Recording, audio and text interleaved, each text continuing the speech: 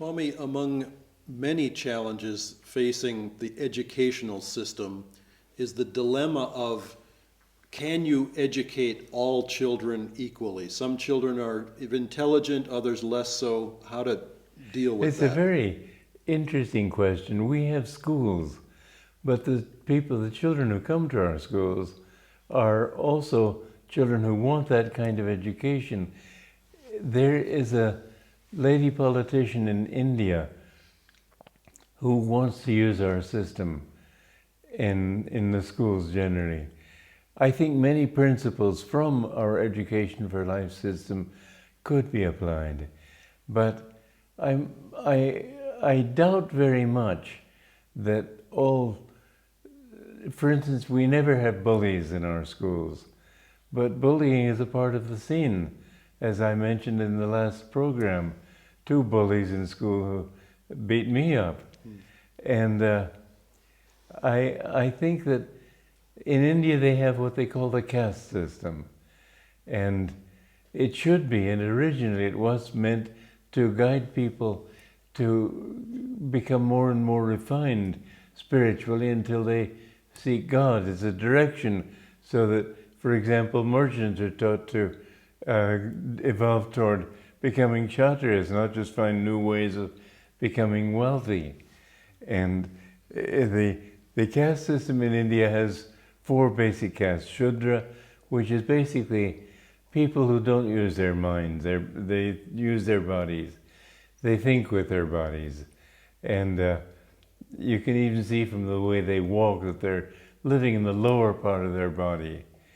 Then there are those people who've come to the point where they understand that they have a brain, they can use it, but they use it for self-gain, and they use it to become rich and to cheat other people if they can and get what they can for themselves. Then, as they become more refined, they learn to share what they have with other people, not to keep it for themselves, to think about helping other people. Then they come to the point of understanding.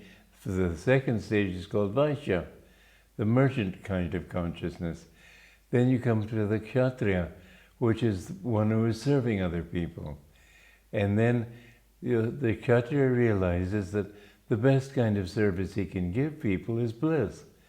If he can share happiness with people rather than food, if he can help to make them more intelligent and capable so they can get their own food. And so it's good to give food. It's better to give jobs so that people can have food, get their own food. It's better to give them the understanding that will help them to get a better kind of job. And so gradually you evolve to the point where you're a Brahmin and you understand that the best kind of thing to give people is God, and God's bliss and God's love. And you wish to share that feeling with other people. And so in education, how do you train a Shudra at the same time as a Brahmin? You can't. However, and this is the point that I would like to make, in every country there's misery-making karma.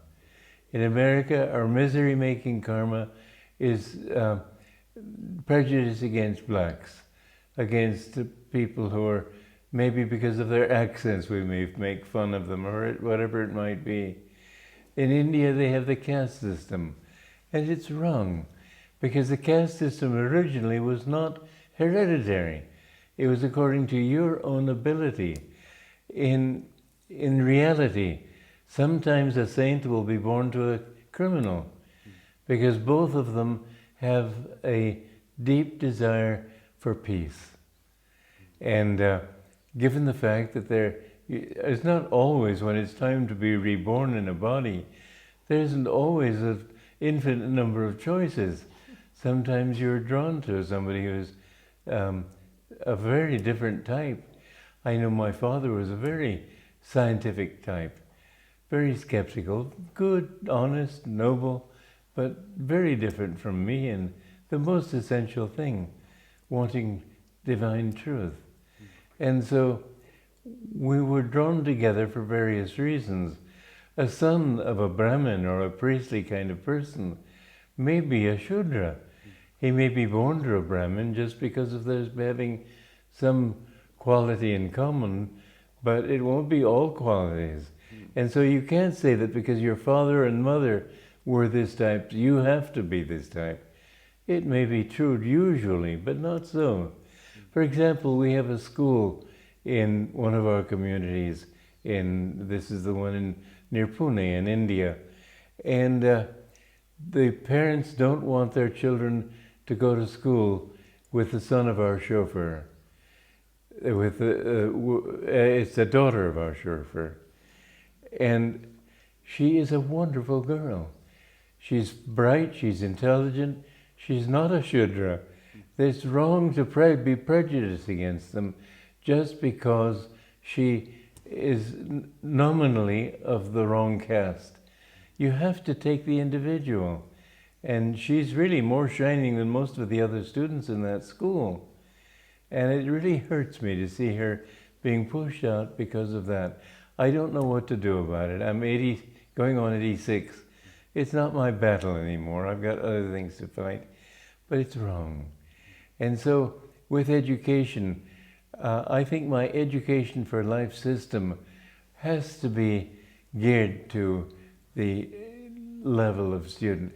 However, I think that in America and in Europe, and in fact in general public education, we ought to have schools for students of different types and not just give the same education system to everybody. The essence of my education for life system is to train the person, not just fill him with knowledge, but fill him with the ability to use that knowledge. And those who are ready to learn to use their knowledge for the welfare of others would be a good thing. But you can't do that with people who aren't ready for that. They'll still, in one way or another, turn to their own advantage. The question of working in the caste system in a democratic way to sort of fuzz the edges of the castes is a delicate question in India. I think that, yes, well, that's the reality. I wish it weren't, but it is. I do think, however, that to determine the true caste of an individual, a certain test can be given. Yogananda wrote a psychological chart in which he found out which real caste a child would belong to. And it was very interesting. I think we ought to use that system to determine which school children should go to. And then the training in that school should be according to that particular consciousness. So true teaching is individual then. It has to relate to the level of that It student. ought to. And I think small classes is much better than huge classes, because then you can train the individual. Swami, this raises a question in my mind that is a broader thing than just education. In this age, it seems like so much emphasis has been placed on bigness, largeness, huge organizations, huge government, etc. And the system you're proposing for education is a much smaller scale. Is that the direction of the future?